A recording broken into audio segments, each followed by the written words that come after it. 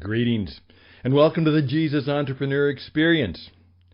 And it's Sunday night. That's right, it's Sunday night, and as we obviously say and many times proclaim, Sunday night's a time when you should take a time out to have a Sunday night meeting to get ready for Monday meeting the marketplace. And in the Sunday night meeting, you pray. You think about what God has in store for you in the week to come. You plan, you think, you energize, you organize, and then you get ready to rest, because on Monday you have to be ready to meet the marketplace. So I've encouraged people throughout the years, just simply at the end of the day, relax, enjoy, think about the worship time you've had, and then just simply as the evening begins to emerge upon you, light a candle, put on some good music, listen to the things that are important to you, get out your Bible, get a notebook, and then do a Sunday night meeting. Well, today on the Sunday night meeting, I'd simply like to read you a little bit of a story that I borrowed, copied, and found very, very good. For those of us who are truly going into the marketplace on Monday as artists, as perhaps heroes, and of course, as Christian entrepreneurs. So, please join me. He careth for you. He careth for you. When the worries and cares of your life seem to block out the rays of His light, never forget, never lose sight, for He careth for you, for He careth for you.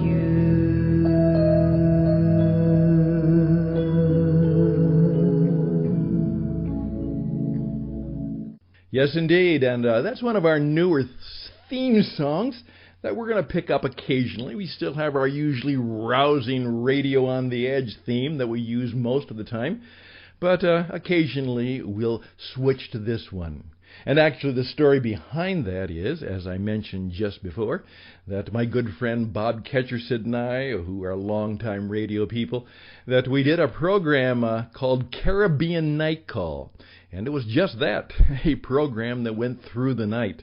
And I've always loved late night radio, the quiet, the musings, the realization that people who are up obviously are having some issues about why they're up. At the same time, they're trying to find some place and space, perhaps for a little peace and quiet.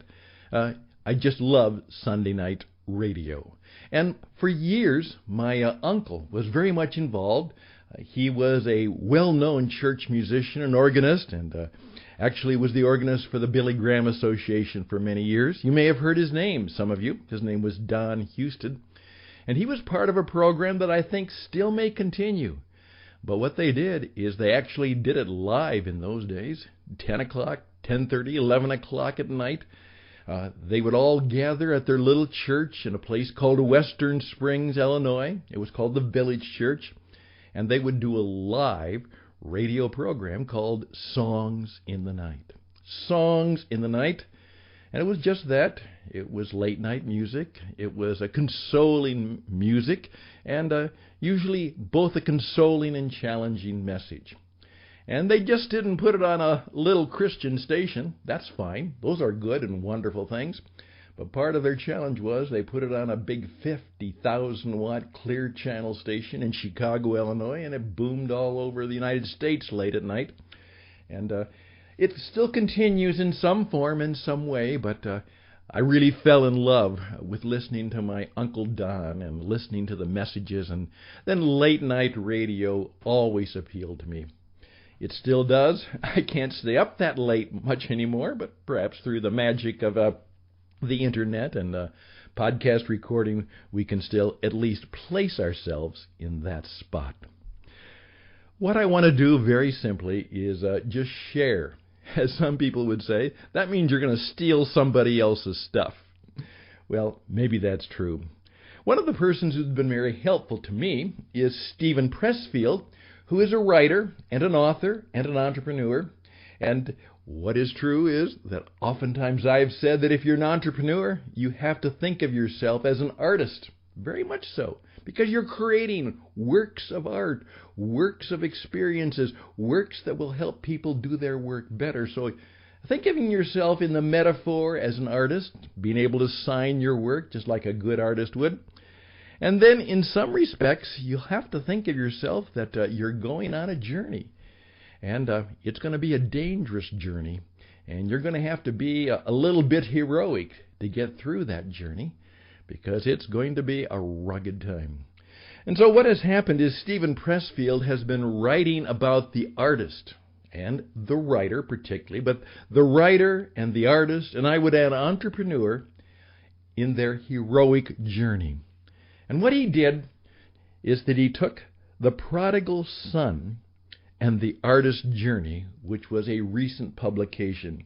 And so with full thanks and grateful attribution, would you give me permission just to read Steven Pressfield's, or perform Steven Pressfield's little work of art called The Prodigal Son and the Artist's Journey?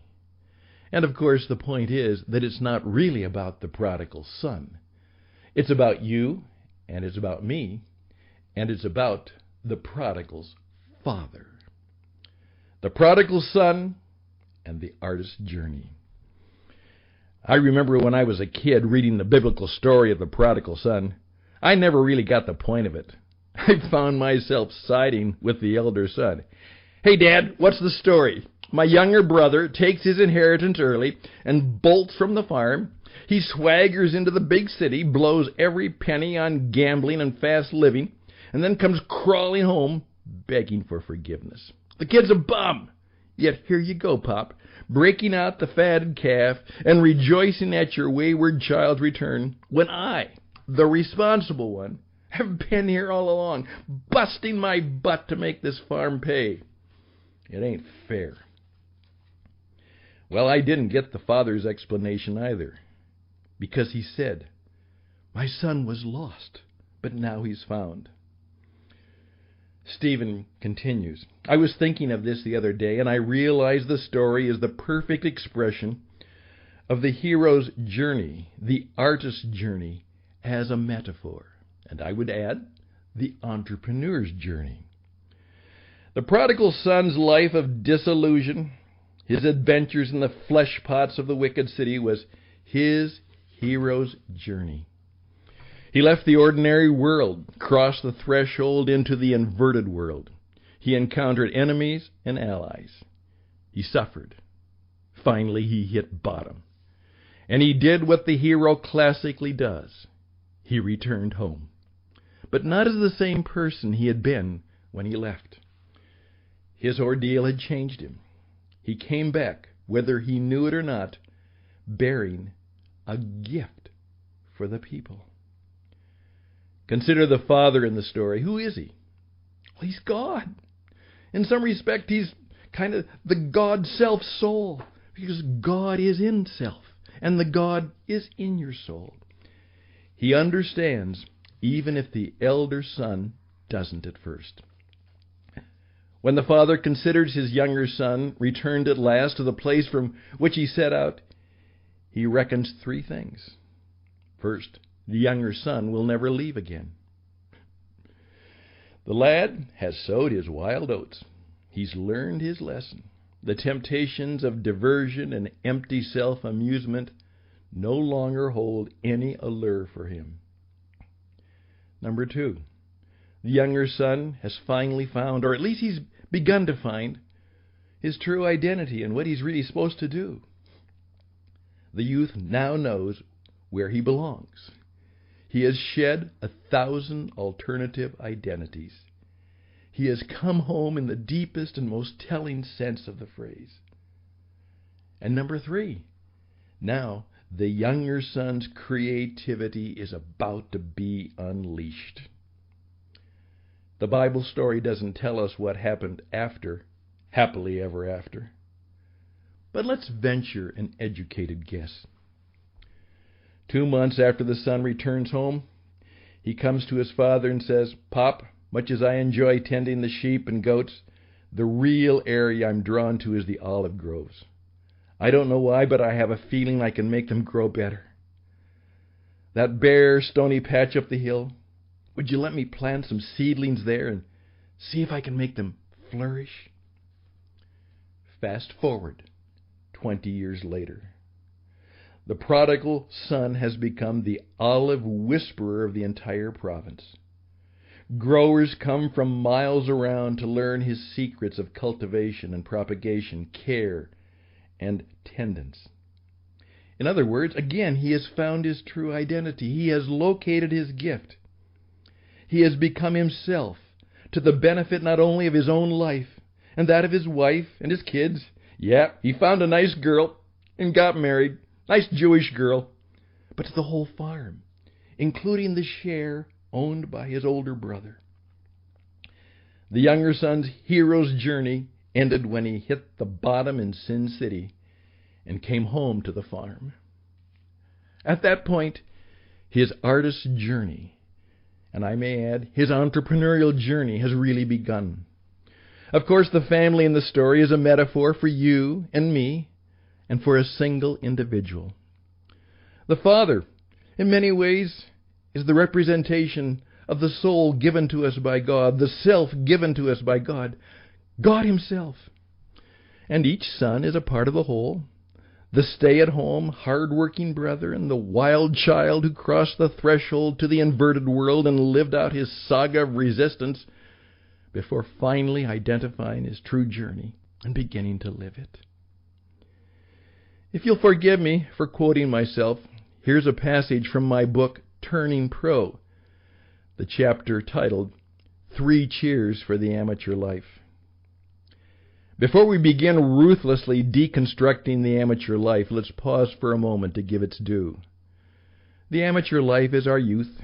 It's our hero's journey. No one is born a pro. You've got to fall before you hit bottom, and sometimes that fall can be a hell of a ride. So here's to blackouts and divorces, to lost jobs and lost cash and lost self-respect. Here's to time on the streets. Here's to years we can't remember. Here's to bad friends and cheating spouses. And to us, too, for being guilty of being both. Becoming a pro, in the end, is nothing grander than growing up. And here's to you, if you're reading this, and your own term of prodigality, don't shortchange it. It's your initiation, your self-initiation. You paid for it, and it's yours. Keep it.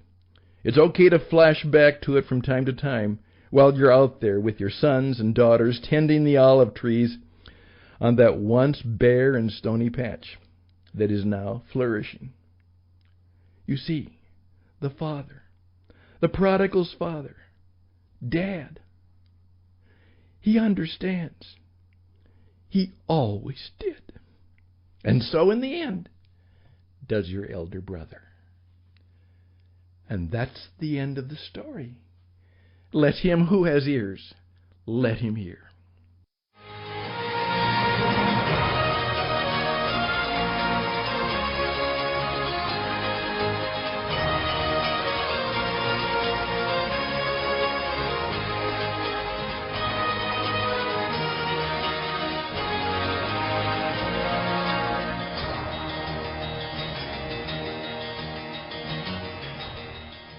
Thank you, Steven Pressfield, for your guidance for this Sunday night.